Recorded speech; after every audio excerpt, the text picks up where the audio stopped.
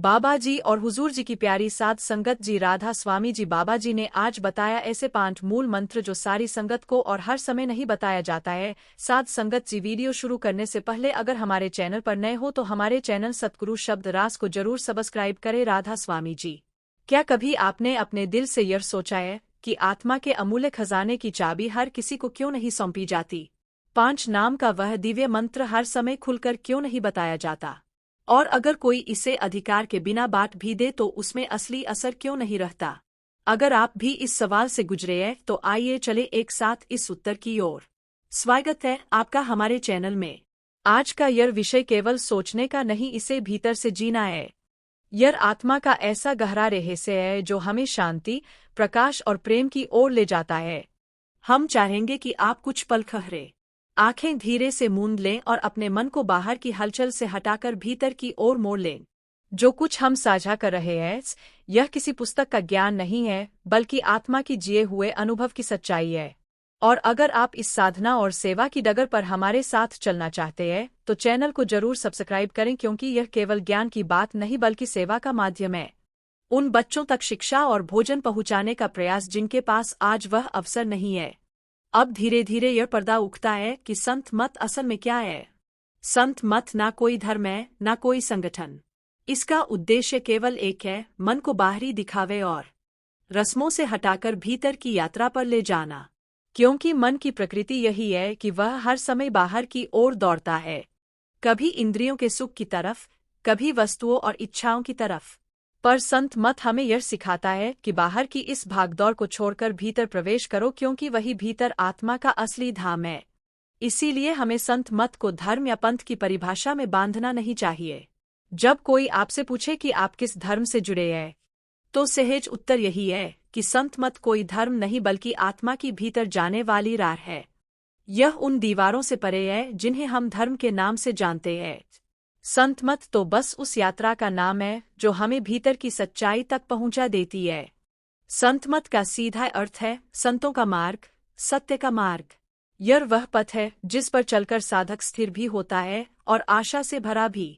संत शब्द संस्कृत की धातु तन से निकला है और इसका प्रयोग अलग अलग अर्थों में मिलता है, जैसे सत्य, ईमानदार, वास्तविक। इसका गहन अर्थ है वह जो अंतिम सत्य का अनुभव कर चुका हो। आम जिंदगी में हम अक्सर किसी भले और नेक दिल इंसान को भी संत कह देते हैं, लेकिन सच्चे संत का अर्थ इससे कहीं अधिक गहरा है। मध्यकालीन संत कवियों ने स्पष्ट किया कि संत वही है जिसने आत्मिक अनुभूति की है और सत्य दर्शन पाया है। संत को उनके वस्त्रों, उपाधियों या बाहरी रूप रंग से पहचानना असंभव है, क्योंकि असली संत कभी अपना परिचय स्वयं नहीं कराते। वे साधारण जीवन जीते हैं, भीड़ से अलग नहीं दिखना चाहते और अपनी रूहानी अनुभूति को केवल वही प्रकट करते हैं जहां उसकी आवश्यकता होती है। संत कोई वन गुफाओं में अलग थलग रहकर तप करने वाले साधी नहीं होते। वे तो हमारे बीच ही गृहस्थ जीवन में रहते हुए संत मत का प्रचार करते हैं। उनकी पहचान किसी चमत्कार या अलौकिक खेल से नहीं होती, क्योंकि उनके लिए यह सब केवल दिखावा है। जैसे सर्कस का खेल कोई भी कर सकता है, उसी तरह बाहरी चमत्कार आत्मा की सच्ची उड़ान से अलग होते हैं। असली संत की महिमा उनकी सादगी, मधुर स्वभाव और भीतर की ज्योति में होती है। वे वही बांटते हैं जो उन्होंने स्वयं अनुभव किया है और उसी का प्रकाश सहजता से सब तक पहुंचाते हैं। संत धरती पर केवल एक ही उद्देश्य से आते हैं, परमात्मा द्वारा दिए हुए कार्य को पूरा करने के लिए, और वह कार्य है जीवों को मुक्ति का मार्ग दिखाना। उनका स्वभाव संयम, मधुरता और पवित्रता से भरा होता है। उन्हें ना वस्तुओं की चार होती है, ना धन दौलत की भूख। वे सरल भोजन करते हैं, शांत चित्त रहते हैं और उनका मन काम, क्रोध, लोभ और मोह जैसे बंधनों से बहुत पहले ही मुक्त हो चुका होता है। संत की असली परिभाषा शब्दों से नहीं की जा सकती, क्योंकि शब्द उस गहराई को छू ही नहीं पाते। फिर भी जो थोड़ा कहा जा सके वही है कि वे परमात्मा की सजीव छवि होते हैं। लेकिन सवाल उठता है, असली संत कौन है? दुनिया में अनगिनत लोग अपने आप को संत, महात्मा, साधु या मुनि कहलाते हैं, लेकिन करोड़ों में से केवल एक ही होता है जो वास्तव में पूर्णता को प्राप्त कर चुका हो। यही कारण है कि गुरु नानक देव जी ने कहा था, कोटिन में कोई एक चलित है, यानी करोड़ों इंसानों में से केवल कोई एक ही आत्मा उस सच्चे मार्ग पर चलता है, और उन करोड़ों साधकों में से भी विरला कोई ऐसा होता है जो सचमुच परमात्मा के प्रत्यक्ष अनुभव तक पहुंच पाता है। सोचिए यह संख्या कितनी छोटी है, लेकिन उसी विरले के कारण दुनिया में सत्य का प्रकाश बना रहता है। अब यहाँ आकर यह प्रश्न और गहराई लेता है कि असली संत कौन है। इसका पूरा वर्णन शब्दों में नहीं हो सकता, क्योंकि यह अनुभव का विषय है। फिर भी इतना समझना जरूरी है कि सच्चा संत वही है जो नाम का भेद दे सके, वह नाम जो आत्मा को भीतर की यात्रा पर ले जाता है। स्वामी जी महाराज ने बड़ी सुंदर पंक्ति कही है, खोजे गुरु मिले जो धुंध का भांति धूल, यानी असली गुरु वही है जो अज्ञान की धुंध को हटाकर रास्ता साफ कर दे। वही हमें उस नाम का मार्ग दिखाता है जिसे कभी अनाहत नाद कहा गया, कभी आसमान की मांग, कभी कलाम ए इलाही, कभी निगाह सुल्तानी और कहीं कलमा। अलग अलग परंपराओं और भाषाओं में नाम अलग अलग शब्दों से बोला गया, पर सत्य एक ही है। असल संत केवल नाम के महत्व की बातें नहीं करता, बल्कि साधक को यह सिखाता है कि उस अनाहत नाद को सुनना कैसे है, उस दिव्य शब्द को पहचानना कैसे है। वही गुरु 5 नामों का मंत्र प्रदान करता है जो सदियों से सिद्ध होते चले आए हैं और जिनमें आत्मा को भीतर उखाने की शक्ति है। जब कोई संत नामदान या गुरु दीक्षा देता है तो वास्तव में उस पर साधक के जीवन की सबसे बड़ी गरी आती है। बाहर से देखने पर यह एक साधारण सी प्रक्रिया लग सकती है, लेकिन भीतर के स्तर पर यह आत्मा को उसके असली घर की ओर मोड़ने का सुनहरा अवसर होता है। संत हमें किसी बाहरी कर्मकांड, पूजा या जटिल विधि में नहीं बांधते, बल्कि एक सीधा और सहज मार्ग बताते हैं। हमें बस स्थिर होकर बैठना होता है, रीढ़ सीधी रखनी होती है और ध्यान को दोनों भावों के बीच टिकाना होता है। यही वह सूक्ष्म द्वार है जहां से आत्मा की वास्तविक यात्रा प्रारंभ होती है। फिर संत अपने मुख से वह मंत्र प्रदान करते हैं जिसे उनकी परंपरा ने युगों युगों से सिद्ध किया है। कई साधक यह प्रश्न करते हैं कि यदि किसी को नामदान के 5 शब्द सीधे बता दिए जाए या कोई साधक ही उन्हें किसी और को दे दे तो क्या वही प्रभाव होगा। यहीं पर असली भेद छिपा है। मान लीजिए कोई साधारण व्यक्ति किसी को कह दे राम राम या सतनाम वाहेगुरु। बाहर से यह शब्द बड़े सहज और सामान्य लगते हैं, परंतु किताब से पढ़ लेने या किसी दूसरे के मुंह से सुन लेने पर यह केवल शब्द ही रह जाते हैं, उनमें वह जीवंतता नहीं होती। परंतु जब वही शब्द किसी सच्चे सद्गुरु के मुख से आते हैं तब वे केवल शब्द नहीं रहते, बल्कि चेतना से भरे हुए अमृत बन जाते हैं, जिनमें आत्मा को जगाने और ऊपर उठाने की शक्ति होती है। जैसा कि कबीर साहिब ने स्पष्ट कहा है, शब्द बिना सब सुना। इसका भाव यही है कि असली मंत्र वही है जिसे सद्गुरु अपनी साधना, सिद्धि और कृपा से जीवंत बनाकर देते हैं। वही शब्द भीतर अनाहत नाद को जागृत करता है और आत्मा को अपने असली घर की यात्रा पर भेजता है। मंत्र अपने आप में कोई साधारण उच्चारण नहीं होते। यह वे शब्द है जिन्हें गुरु परंपरा ने अपनी साधना और तपस्या से सिद्ध किया है। जैसे वैदिक परंपरा में गायत्री मंत्र है, ओम भूर्भुवः स्वः तत्सवितुर्वरेण्यं भर्गो देवस्य धीमहि धियो यो नः प्रचोदयात्। इसी तरह शिव परंपरा में ओम नमः शिवाय और अन्य अनेक मंत्र सिद्ध किए गए, परंतु यह सब उदाहरण मात्र है।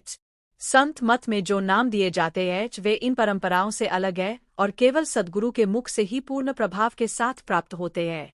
यही वह गर रहस्य है जो साधारण व्यक्ति की पहुंच से परे रहता है। ठीक उसी प्रकार जब सद्गुरु नामदान के समय हमें 5 नाम देते हैं तो वे केवल बोले गए शब्द नहीं होते, बल्कि उनकी गुरु परंपरा से सिद्ध किए गए दीपक होते हैं। साधारण शब्द और सिद्ध मंत्र में वही अंतर है जो एक खाली दीपक और जले हुए, उनमें वह बल नहीं होता। वे केवल साधारण शब्द बने रहते हैं, उनमें वह जीवंत चेतना नहीं होती जो सद्गुरु के मुख से आती है। इसी कारण संत बार बार यह आदेश देते हैं कि नामदान में मिले मंत्र को कभी किसी और को न बताया जाए, क्योंकि भले ही शब्द बता भी दिए जाए परंतु बिना गुरु की शक्ति के वे निर्जीव रहते हैं, उनमें आत्मा को उठाने की क्षमता नहीं होती। अक्सर हम सत्संगों में सुनते आए हैं कि सद्गुरु बार बार समझाते हैं शक्ति मंत्र में नहीं होती, शक्ति तो उस देने वाले में होती है। शब्द अपने आप में कोई करिश्मा नहीं करते, उनका असली बल गुरु की कृपा में छिपा होता है। जब सद्गुरु अपने अनुभव और साधना से किसी शब्द को जीवित बनाते हैं तभी वह मंत्र साधक के भीतर असर दिखाता है। इस संसार में असंख्य मंत्र हैं, कुछ से स्वास्थ्य सुधरता है, कुछ से धन संपत्ति या सुविधाएं आकर्षित होती है और कुछ से मन किसी एक दिशा में केंद्रित हो जाता है। लेकिन जब सद्गुरु नामदान के समय मंत्र देते हैं तो वह किसी साधारण सूत्र की तरह नहीं रहता। उसमें इतनी चेतना और इतनी जीवंतता होती है कि साधक को धीरे धीरे अनाहत नाद तक पहुंचा देता है। उसे साधक को केवल आत्मिक मार्ग में ही सहारा नहीं मिलता बल्कि दुनियावी जीवन में भी शांति और संतुलन मिलना शुरू हो जाता है। मन की चंचलता घटती है, विचारों की दौड़ खहरने लगती है और भीतर की मधुर ध्वनि प्रकट होने लगती है। लेकिन यह भी समझना जरूरी है कि मंत्र आत्मा को अनाहत नाथ तक तो पहुंचा सकता है, पर अंतिम मुक्ति वही नहीं मिलती। मुक्ति का द्वार तो केवल गुरु की असीम कृपा और परमपिता की अपार दया से ही खुलता है। मंत्र रार बनाता है, मन को शांत करता है, भीतर की ध्वनि जगाता है, पर पार उतारने का कार्य गुरु की कृपा ही करती है। आखिर में बात यही खहरती है कि मुक्ति का मार्ग केवल सद्गुरु की कृपा और परमपिता की दया से ही खुलता है। नाम का मंत्र साधक के भीतर धन शब्द की धुन को जगा देता है और वही धुन आत्मा को ऊपर उठाकर अपने असली घर की ओर ले जाती है। जब वह अमर वाणी भीतर प्रकट होती है और साधक पूरे भाव से उस पर ध्यान टिकाता है, तब मुक्ति की राह खुलती है। लेकिन उस राह पर चलने की शक्ति, उस पार उतारने का सामर्थ्य केवल गुरु की कृपा और परमात्मा की दया से ही मिलता है। प्यारी साध संगत जी, हमने सहजता से आपको यह समझाने का प्रयास किया कि नामदान में दिया गया मंत्र क्यों गुप्त रखा जाता है और क्यों उसे किसी और को बता देने से वही प्रभाव नहीं होता। बाहर से देखने पर यह केवल एक शब्द लगता है, पर असली सत्य यह है कि जब वह गुरु के मुख से मिलता है तभी उसमें जीवन भरता है, तभी वह आत्मा को भीतर की ओर मोड़ता है। इसलिए आपसे निवेदन है कि इस संदेश को अपने परिवार और मित्रों तक जरूर पहुंचाएं। हो सकता है उनके मन में भी ऐसे प्रश्न हो सकता है उनके भीतर भी कोई संशय पल रहा हो। अगर यह बात उनके हृदय को छू ले तो उनका मार्ग भी और स्पष्ट हो जाएगा। यही हमारी सेवा है और यही हमारी साधना की सत्य का यह प्रकाश अधिक से अधिक आत्माओं तक पहुंचे। और यदि यह वीडियो आप अधिक से अधिक साधकों और अपने प्रियजनों तक पहुंचा देंगे तो यही समझा जाएगा कि हमारी यह छोटी सी सेवा परमपिता परमेश्वर के चरणों में स्वीकार हो गई है। आपने अपना अमूल्य समय दिया, पूरे भाव से सुना, इसके लिए हृदय से आभार है। यह स्थान केवल एक वीडियो का मंच नहीं बल्कि सेवा और साधना का माध्यम है। यहाँ से जुड़ने वाला हर कदम उन बच्चों तक शिक्षा और भोजन पहुँचाने की सेवा में बदल जाता है जिनके पास अवसर नहीं है। इसीलिए निवेदन है कि इस संदेश को आगे बढ़ाएं। चैनल को सब्सक्राइब करें और साधना की इस धारा में अपने प्रेम को जोड़ें। यदि आपके मन में कोई प्रश्न है तो निसंकोच लिखें, उसका उत्तर अवश्य मिलेगा। और अब आइए कुछ क्षण अपने भीतर लौट चले, जहाँ सब कुछ मौन है पर वही मौन सब कुछ कह रहा। जायदाद वाले संपन्न और बड़े दिल के इंसान थे। उन्होंने तय किया कि यह युवक अब उनके घर ही रहेगा। उन्हें उसकी दशा पर सच्ची दया आ गई थी। सत्संगी भाई ने जब डॉक्टरों की बात सुनी तो उन्होंने तुरंत ही निर्णय लिया, पैसे की चिंता बिल्कुल मत करना, इस भाई का सबसे अच्छा इलाज होना चाहिए। डॉक्टर रोज घर आकर उसकी जांच करने लगे। दवाइयों और देखभाल का असर धीरे धीरे दिखने लगा। कुछ समय बीतने पर उस युवक की खोई हुई याददाश्त धीरे धीरे लौटने लगी। एक दिन उसे सब कुछ अचानक याद आ गया, अपनी पत्नी, अपने बच्चे, हादसा सब। उसने रोते हुए सत्संगी भाई को अपनी पूरी कहानी सुना दी। बात सुनकर सत्संगी भाई भी अपने आंसू रोक नहीं पाए। उन्होंने उसे अपने सीने से लगा लिया क्योंकि सत्संगी भाई की अपनी कोई संतान नहीं थी। उन्होंने प्यार से उसके सिर पर हाथ फेरते हुए कहा, आज से तू मेरा बेटा है। यह घर, यह परिवार सब तेरा है, सब तेरा। वे शब्द उस युवक के लिए मानो नया जन्म बन गए। धीरे धीरे दोनों के बीच पिता पुत्र जैसा गहरा रिश्ता बन गया। कुछ समय बाद सत्संगी भाई ने उसका विवाह भी करा दिया। शादी के बाद उनका घर हंसी खुशी से भर उठा। अब वह युवक अपने दत्तक पिता को पापा कहकर बुलाने लगा था। एक दिन उसने पूछा, पापा आप किस गुरु को मानते हैं? सत्संगी भाई मुस्कुराए, बेटा हम तो बाबा जी के प्रेमी हैं, वो ब्यास में रहते हैं। युवक बोला, मैं भी वहां जाना चाहता हूं। सत्संगी भाई ने उसे व्यास की महिमा बताई, कैसे वहां मन शांत होता है, कैसे सत्संग से जीवन बदल जाता है। कुछ ही दिनों में वे दोनों, नया बेटा और नई बहू, व्यास पहुंचे। सत्संग सुना, मन भीतर तक पिघल गया। कुछ समय बाद दोनों ने नाम दान भी ले लिया। इसी के साथ उनका जीवन नई राह पर चल पड़ा। अब युवक भजन सिमरन में खूब डूबने लगा। कभी कभी तो पूरा दिन ध्यान में बैठा रहता। सत्संगी भाई के घर तो वैसे ही सब सुविधा थी, नौकर चाकर, कामकाज सब व्यवस्थित। उसे किसी चिंता की जरूरत ही नहीं थी। वह अपना थोड़ा बहुत काम कर लेता और फिर से सिमरन में बैठ जाता। धीरे धीरे मालिक की कृपा उस पर बरसने लगी। उसका मन भीतर से हल्का होने लगा, शांति बढ़ती गई। लेकिन कुछ समय बाद एक दिन अचानक पुराने हादसों की यादें फिर से उसके मन में कौद उठी। वह गहरी सोच में डूब गया। मेरे साथ ऐसा क्यों हुआ था? मेरे जीवन को ऐसा झटका क्यों लगा? उसकी पत्नी ने उसके चेहरे पर उदासी देख ली। वह प्यार से बोली, ऐसा मत सोचिए, जो घटा वह मालिक की मर्जी रही होगी। शायद उसी ने आपको यहाँ तक पहुँचाने के लिए यह रास्ता चुना। फिर उसने पूछा, जब आप वहाँ रहते थे तब क्या आप बाबा जी को मानते थे? युवक ने सिर झुका दिया।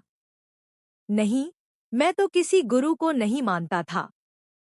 पत्नी बोली, तो फिर देखिए मालिक ने कैसे आपको सही जगह तक पहुँचाया। यह तो उसकी ही रहमत है। दुखी क्यों हो रहे हो?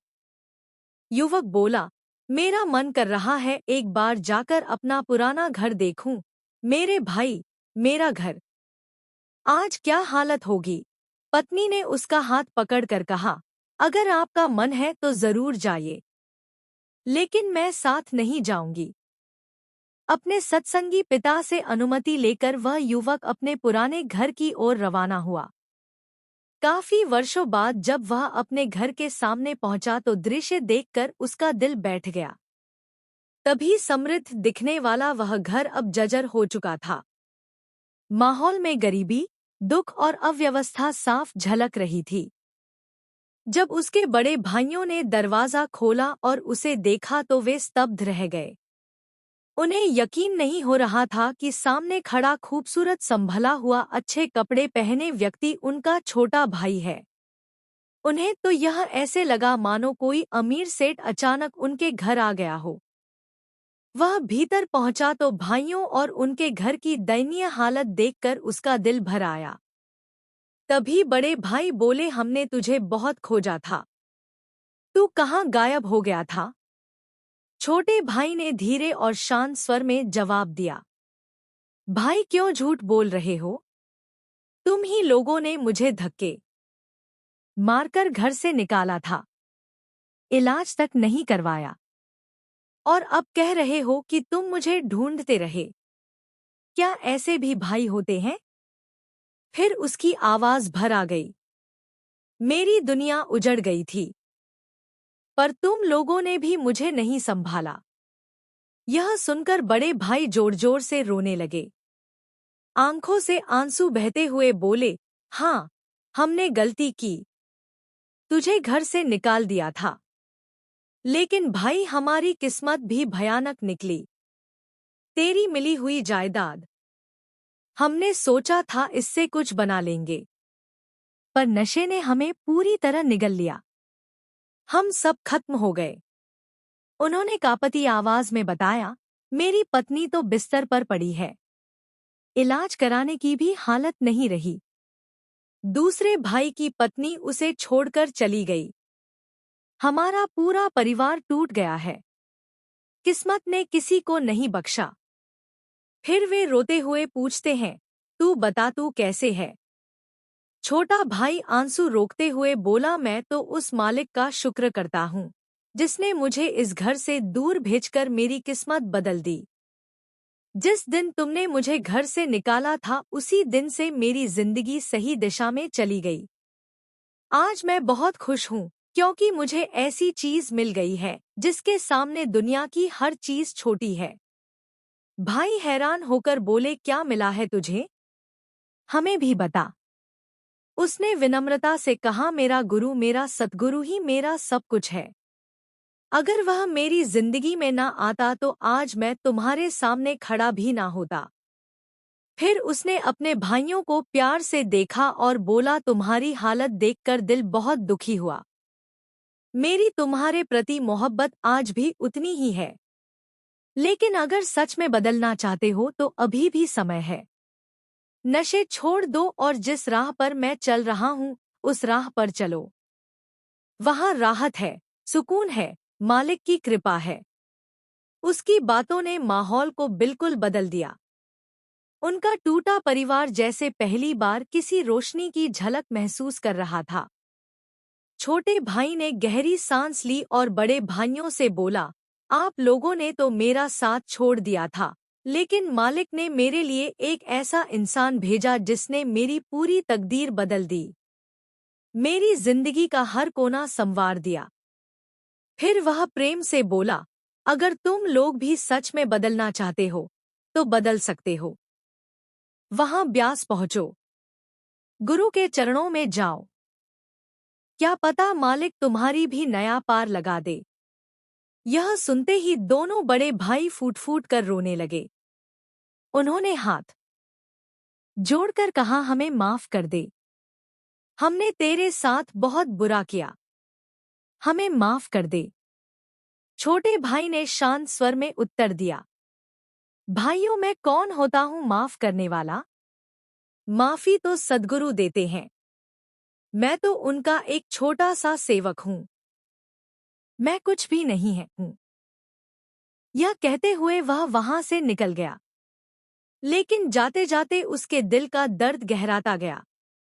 घर पहुंचकर वह सीधे अपने गुरु के आगे बैठ गया और सच्चे मन से अरदास करने लगा, हे मालिक, मेरे भाइयों को भी राह दिखा दो, उन्हें भी सही बुद्धि दे दो, उनकी भी रक्षा करो।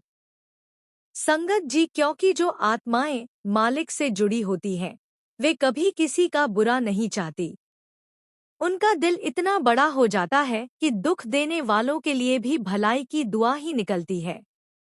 संगत जी, इसी के साथ हम इस वीडियो को समाप्त करते हैं। आपसे एक बार फिर से विनती करते हैं कि आपके अपने YouTube चैनल सद्गुरु शब्द रास के कमेंट बॉक्स में राधा स्वामी जरूर लिखें। राधा स्वामी।